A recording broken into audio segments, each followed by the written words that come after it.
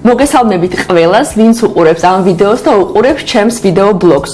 დღეს მე მოგიმზადეთ ახალი გადაცემა, რომელიც რა თქმა უნდა ეხება დასუფთავებას და დღევანდელი დღის თემა დავირჩიე მიუდგომელი ადგილები. უფრო ვიტყოდი სუპერ მიუდგომელი ადგილები, იმიტომ რომ მათი დასუფთავება ჩემი აზრით არავის არ უზის ყოველდღიურ რუტინაში და გვახსენდება არც თუ ისე ხშირად. დარწმუნებული ვარ, სარეცხ მანქანას ყველა ძალიან ხშირად წმენთ გარედან, მაგრამ მას აქვს ბევრი ისეთი დეტალი, რომელთა დასუფთავება ასევე აუცილებელია იმისათვის, რომ ეს კეთილშობილი მოწყობილობა, რომელიც ესე გვიმარტივებს შრომას, გვემსახუროს ხანგრძლივად, იყოს გამართული და ასევე ტანსაცმელმა არ აიკიდოს ობის სუნი.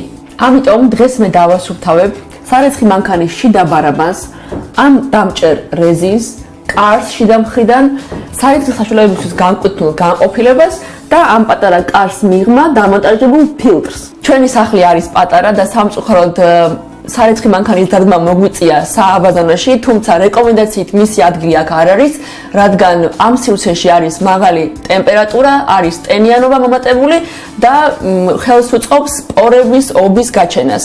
სარეცხი მანქანის მოვლისთვის გამოშვებული არის ბევრი ქარხნული პროდუქტი, მაგრამ მე დღეს გავაკეთებ არჩევანს ისევ ბუნებრივ საწმენდ საშუალებებზე და დღევანდელი ვიდეოს მთავარი გმირი არის საშუალება, რომელიც საუკუნეები ადამიანებს გვიდგას გვერდით ჭუჭყთა ბრძოლაში და ეს არის ძმარი, მაგრამ დღეს მე ვიყენებ უშუალოდ თეთრ ძმარს.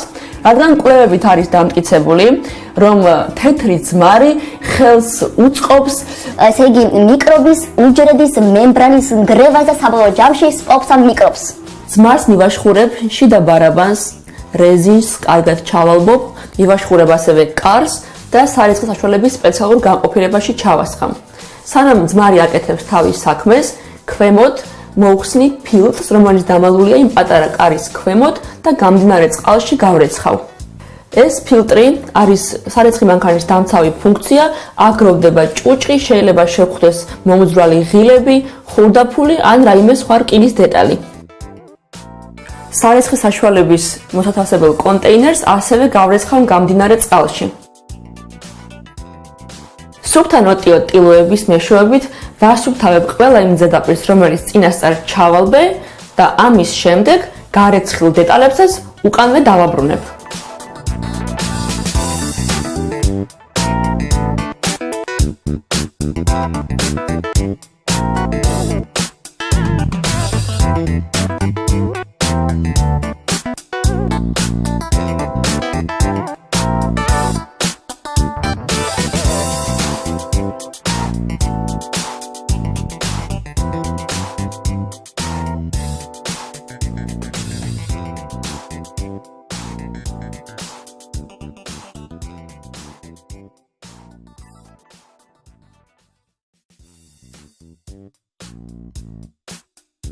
მას შემდეგ, რაც დავასუფთავე ყველა ხილული დეტალი, უნდა გადავიდე შიდა მექანიზმების მოვლაზე.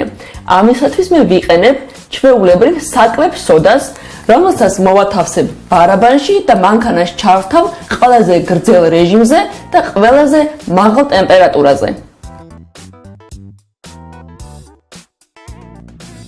რეცხვის რეჟიმი, რომელიც ჩავრთე სოდით, დასრულებულია და ეხლა გადავდივარ შიდა წმენდის მეორე ეტაპზე. ამ დროს ვიყენებ ორ ჭიქა თეთრ ძმარს. ძმარი ებძვის ნადებს და ახდენს დეზინფექციას. რეცხვის რეჟიმი იგივეა, ყველაზე ხანგრძლივი, ყველაზე მაღალი ტემპერატურით. ბევრი დიასახლისისთვის აპრობირებული მეთოდია მანქანის წმენდისთვის ლიმონმჟავის გამოყენება, რომელსაც ათავსებენ სარეცხი მხვნილის ნაცვლად სპეციალურ განყოფილებაში და თუ თქვენს მანქანას აქვს თვითწმენდის ფუნქცია, ზუსტად იგრძნობა, რომ ეს რეჟიმი გამოიყენოთ. ჩემი სარეცხი მანქანის მეზობელი უნიტაზი. რამდენად ხშირად გვახსენდება ჩვენ დავასუფთავოთ უნიტაზის ავზის შიგნიდან. აქ გვაქვს დამდგარი წყალი, რის გამოც ავზის კედლები იკეთებს ნალექს, გროვდება მიკრობები და გროვდება ნადები. ჩვენ გვინდა რომ ამ წყლით მივიღოთ სისუფთავე უნიტაზის წინა ნაწილში, ამიტომ პირველ რიგში ის უნდა იყოს სუფთა. როგორც ვთქვი, ამ ვიდეოს მთავარი მოქმედი გმირი არის თეთრი ძმარი. 9 ლიტრ თეთრ ძმარს ჩავასხამ ერთ ავზში და დავაყოვნებ 20 წუთით. ამ ხნის განმავლობაში ის დაარბილებს ჭუჭყს და მოახდენს დეზინფექციას. გავიდა 20 წუთი, დავბრუნდი, გავანთავისუფლებ აბს დამდგარი წყლისგან და ღრუბლით დავამუშავებ მის კედლებს. გარდა ამისა, უნიტაზის წმენდისთვის და დეზინფექციისთვის არსებობს აი ესეთი საშუალებები, რომელთა ნაწილი მონტაჟდება უნიტაზის ხეულ ზედაპირზე, ხოლო ნაწილი პირდაპირ თავსდება წყლის აბზში. მე პირადად ეს უკანასკნელი ვარიანტი მირჩევნია, იმიტომ რომ ვფიქრობ, რომ მთლიანად წყალი იჟღინთება ამ ხსნარით და პლუს მოწყობილობა არ მიშლის ხელს უნიტაზის დასუფთავების პროცესში. ამ სამუშაოებს, რომელიც შევასრულე დღევანდელ ვიდეოში, საშუალოდ ვატარებ თვეში ერთხელ. გარდა ამისა, ვუმატებ ერთ პროფილაქტიკურ პროცედურას, რომ თავიდან ავიცილო მილების გაჭედვა.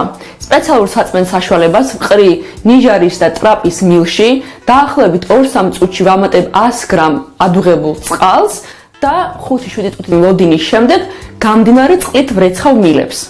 ბოლოს აუცილებლად კარგად გავანიავებ ამ სივრცეს. ყველა ამ დეტალმა, რომელიც მე დღეს დავასუფთავე, ჩემი აზრით, შვებით ამოისუთქა და მითხრა მადლობა. თუ თქვენთვის სასარგებლო იყო ამ ვიდეოს ყურება, რაიმე ახალი გაიგეთ, ან უბრალოდ გესიამოვნოთ, მოიწონეთ და გამოიწერეთ ჩვენი არხი. მომავალ შეხვედრამდე. სადმა გადავიღოთ. ძალიან პატარა სივრცეა. ეს სარეცხი მანქანა არის სარეცხი მანქანა. ეს სარეცხი მანქანა. ჩამო. მგონი ეს ჯობია ყველაფერს. ესე იყო. ჩანს?